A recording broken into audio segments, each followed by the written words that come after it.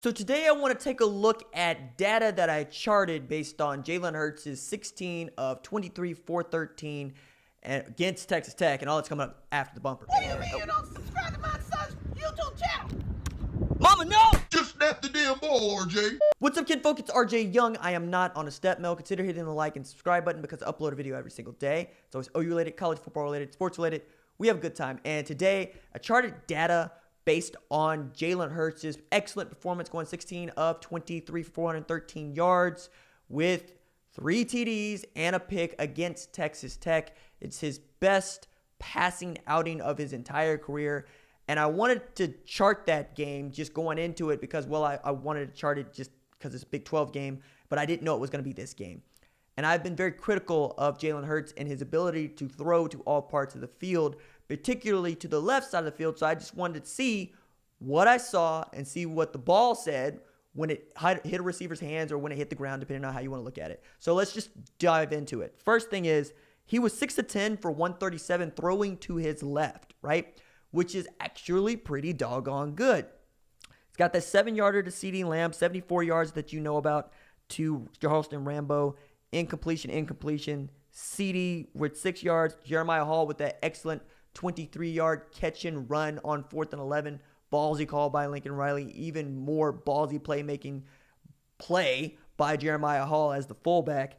Hazelwood with a 13-yard to CeeDee with the 14-yard touchdown and a couple of more incompletions. 6 of 10, 137. By far his worst percentage, throwing to his left side. Still not a strength of his, but it's certainly not the weakness in this game that it could have been even a year ago, even 3-4 games ago. To the middle is his best part of the field. That's where he sees the most. That's where he does the most damage. And he was just awesome throwing toward the middle of the field, save one throw. And I'll get to that in a second. But Rambo, 48 yards. CeeDee Lamb, 71 yards and a TD. 20 yards to CeeDee. 11 yards to Theo. That interception to Nick Basquin. Now, I'm going to put that one on Jalen Hurts because he threw that pass behind Nick Basquin. Nick Basquin tried to turn his body, make a play on it, got a hand on it, tipped the ball, ended up in the defender's hands. He returned it 41 yards. It's going to happen. It's his first interception of the season. And as things are going, yeah, you'll take that, especially when you can throw an interception and still end up with a passer rating that is above 240. It's not bad. So also to end that, 7 yards to Trey Sermon, 5 of 6 for 157 through the middle of the field.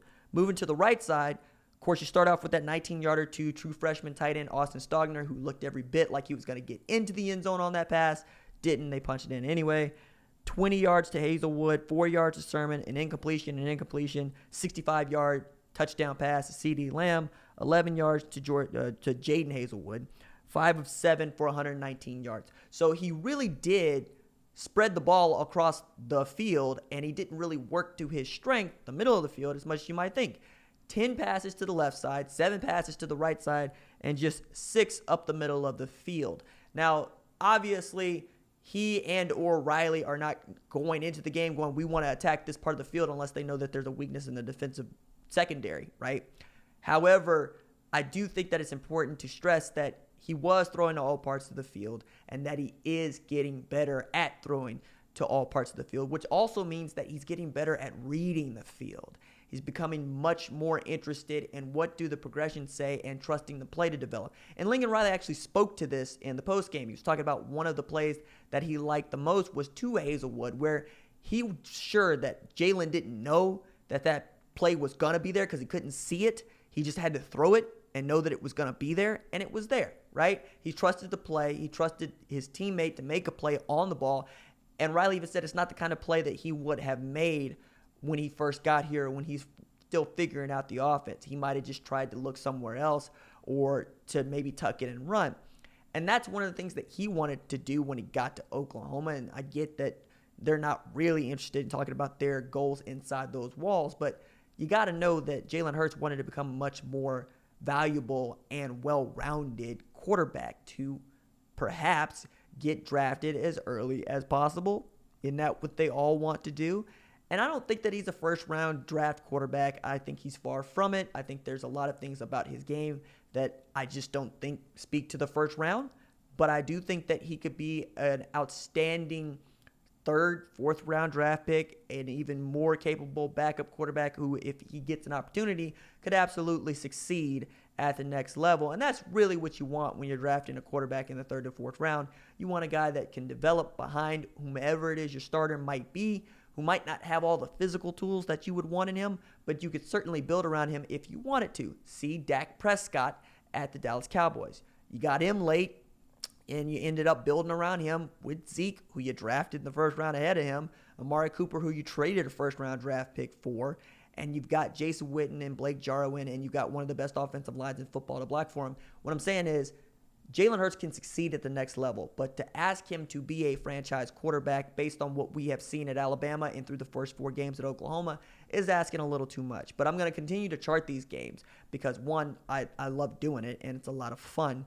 And two, I want to see for my own eyes and for my own edification just what Lincoln Riley is doing or not doing, and just what Jalen Hurts is doing or not doing. And I get that Texas Tech is not the level of competition that Alabama or Clemson or even LSU or Ohio State are, but it's what we got in front of us.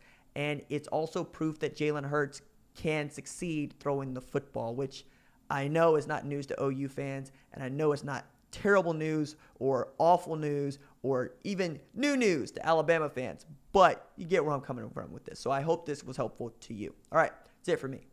Doses.